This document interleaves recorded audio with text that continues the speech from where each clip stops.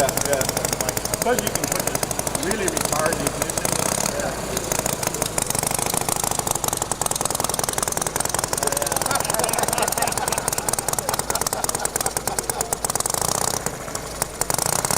Doesn't run good retarded, but it sounds good. Yeah, it sounds good.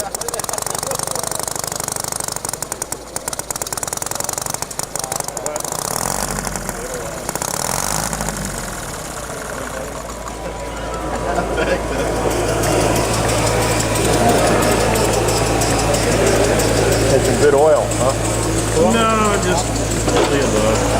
Oh, see, I'm missing a nut from somewhere.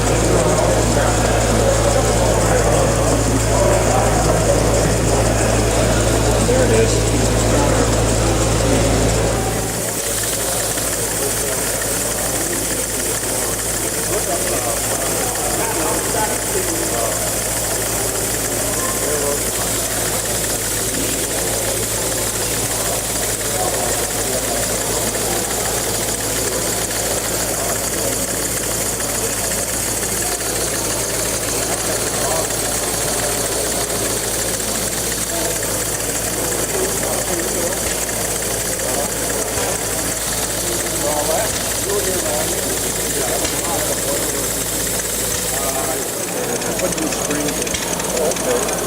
I put the boiler on last year. The springs was strong enough. The whole thing kind of rolled over a little bit.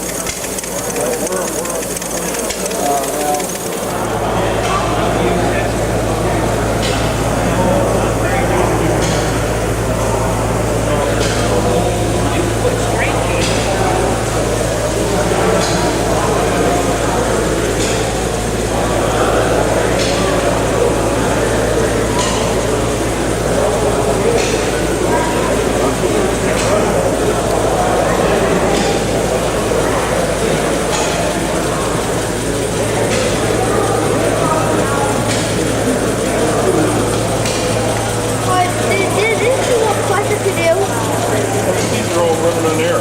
Yeah.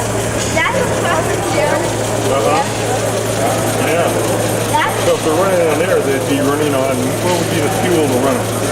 Steam. Right, they'll be steam motors. And that's what helps the pump. That's what they are, they're air pumps.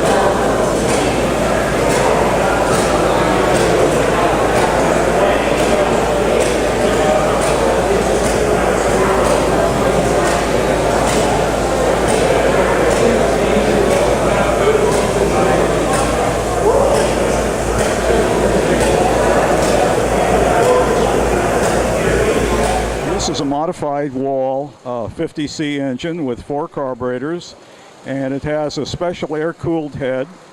It has an automatic starter and a cooling system, and it has a little pedal here for the gas. And this has a Kettering ignition system. This was the first engine I built, and this was built in 1997. This is a wall block, 50cc. It is an F head, which means that the intake valves are in the head and the exhausts are in the block. Very much like Rolls-Royce and Bentley and also Willys did many years ago until they went to an overhead valve system. This also uses a Kettering system. It has oil filtration, full oil pressure, twin carburetors, cooling system, fan, and this was built in 2000. This was a Challenger V8 that was designed in the late 60s. Basically, we think it's two walls put together. I built it with air-cooled heads, and it has a special oil pump and water pump on the rear of the engine that's directly driven off the crank. The oil pump will put out 80 pounds oil pressure if you adjust it that way. It does have oil filtering on the side and an oil pressure gauge. This front unit is a water cooling tower. The radiator is down below. It uses 3 carburetors, although the outside 2 only come in at the extreme. And it runs very nicely, and I built this one here in 2001. And it's been running ever since, never taken apart. This one here is another wall block, based on the wall block.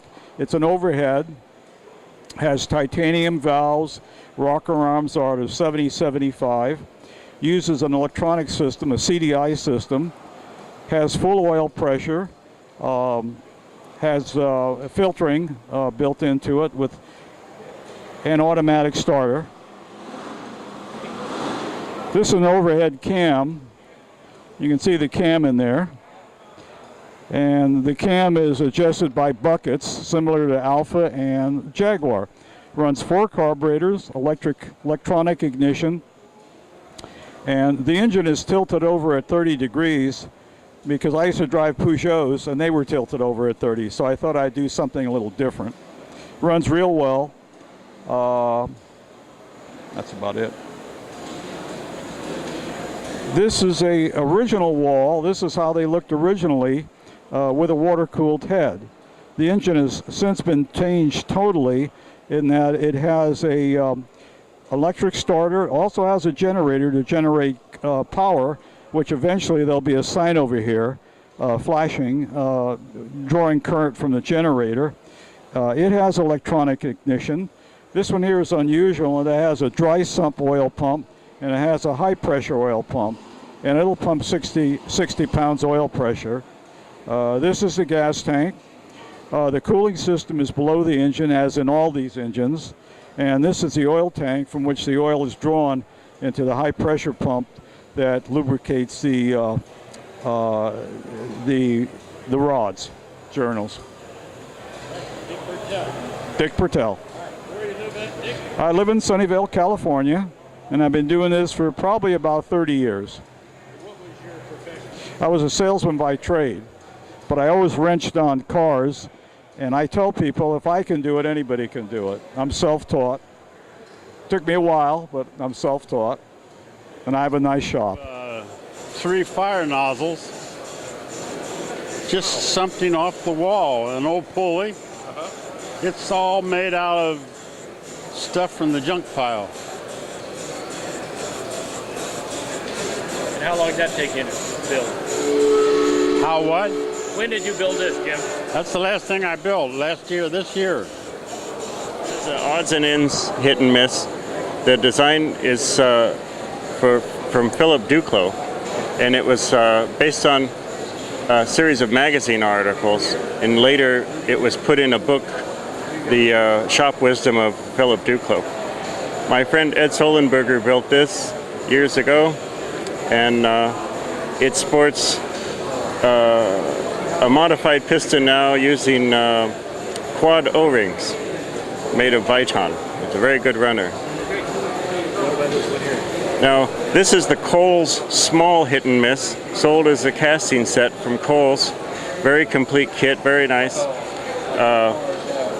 This one belonged to one of the members of the club here. This is one of Dwight's nice wood boxes it's on. and they redid it, and it runs great. When I got it, it had one collapsed piston ring, which I took out, and I run on one ring, and that's more than enough. It's got all kinds of compression. It's a wonderful runner. This is a little Angel built from Bob Shore's plans. Some use a bronze flywheels that they sell, but these are much smaller, and yet it runs very nice. It's a good runner. This also runs on a Viton O-ring. I just made a new piston for it a couple weeks ago, and it's finally a good runner after many years of messing with it. If I remember the nomenclature properly, this is a Graham TRV 1A, and I built this quite a while ago. It's a double-acting, two-cylinder, self-starting steam engine, complete with a throttle and reverse gear. The parts are really tiny. It's a kind of a finicky thing to work with.